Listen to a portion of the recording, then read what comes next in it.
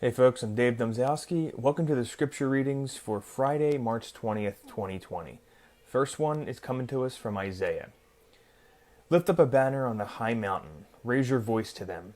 Wave your hand, that they may enter the gates of the nobles. I have commanded my sanctified ones. I have also called my mighty ones, for my anger, those who rejoice in my exaltation. The noise of a multitude in the mountains, like that of many people, a tumultuous noise of the kingdoms of nations gathered together. The Lord of hosts musters the army for battle. They come from a far country, from the end of heaven. The Lord and his weapons of indignation, to destroy the whole land. Wail, for the day of the Lord is at hand. It will come as destruction from the Almighty. Therefore all hands will be limp, every man's heart will melt, and they will be afraid. Pangs and sorrows will take hold of them. They will be in pain as a woman in childbirth. They will be amazed at one another. Their faces will be like flames. Behold, the day of the Lord comes, cruel, with both wrath and fierce anger, to lay the land desolate, and he will destroy its sinners from it. For the stars of heaven and their constellations will not give their light. The sun will be darkened in its going forth, and the moon will not cause its light to shine. I will punish the world for its evil, and the wicked for their iniquity. I will halt the arrogance of the proud, and will lay low the haughtiness of the terrible. I will make a mortal more rare than fine gold, a man more than the golden wedge of Ophir. Therefore I will shake the heavens, and the earth will move out of her place, in the wrath of the Lord of hosts, and in the day of his fierce anger. Our second reading for today comes from Genesis. We're continuing with the story of Noah here. Then the ark rested in the 7th month, the 17th day of the month, on the mountains of Ararat. And the waters decreased continually until the 10th month. In the 10th month, on the 1st day of the month, the tops of the mountains were seen. So it came to pass, at the end of 40 days, that Noah opened the window of the ark which he had made.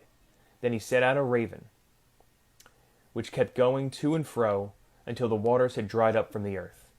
He also sent out from himself a dove, to see if the waters had receded from the face of the ground. But the dove found no resting place for the sole of her foot, and she returned into the ark to him, for the waters were on the face of the whole earth. So he put out his hand and took her, and drew her into the ark to himself.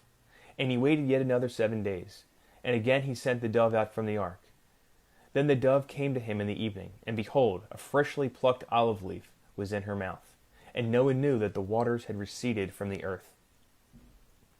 So he waited yet another 7 days, and sent out the dove, which did not return again to him any more.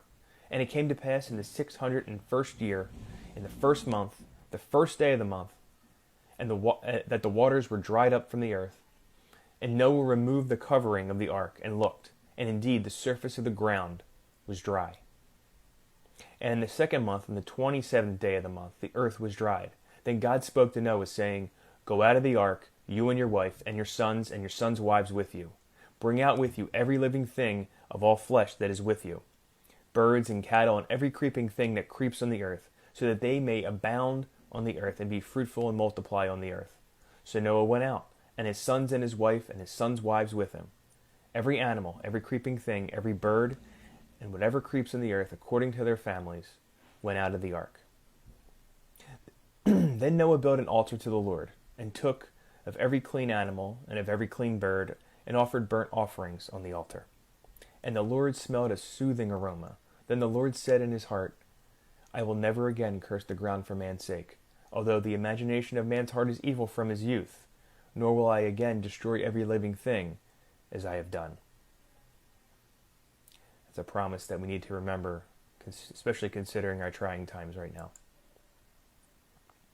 And finally, last reading of the day is from Proverbs. The mouth of the righteous brings forth wisdom, but the perverse tongue will be cut out.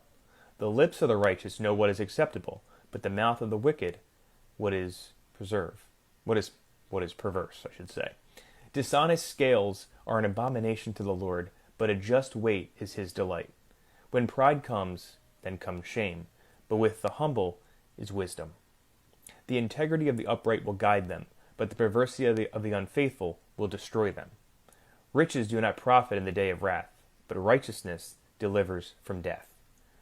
The righteousness of the blameless will direct his way aright, but the wicked will fall by his own wickedness. The righteousness of the upright will deliver them, but the unfaithful will be caught by their lust. When a wicked man dies, his expectation will perish, and the hope of the unjust perishes. The righteous is delivered from trouble, and it comes to the wicked instead. The hypocrite with his mouth destroys his neighbor, but through knowledge the righteous will be delivered. When it goes well with the righteous, the city rejoices, and when the wicked perish, there is jubilation. By the blessing of the upright the city is exalted, but it is overthrown by the mouth of the wicked. He who is devoid of wisdom despises his neighbor, but a man of understanding holds his peace. I thank you for listening. Again, I'm Dave Domzowski, and hope you have a blessed Friday. Take care.